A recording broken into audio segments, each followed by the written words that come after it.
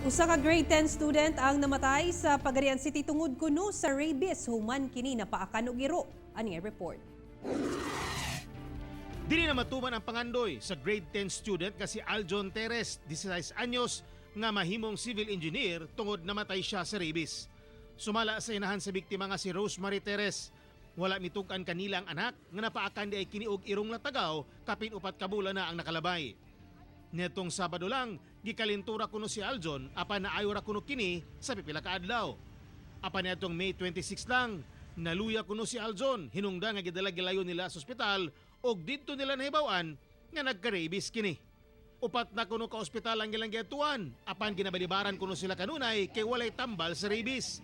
Sa ikilimang ospital, nadawat na sila apan pagkabuntag sa May 28, namatay na si Aljon.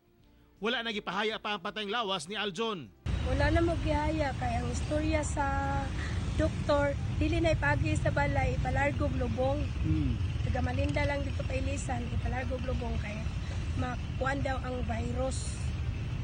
Makatakod. Nabdan sa GMA News ang mga paryente nga nakaduol sa biktima diyang buhi pa aron magpaturok og anti-rabies vaccine sa Pagadian City Health Center. Ako si Teco Campo para sa One Mindanao.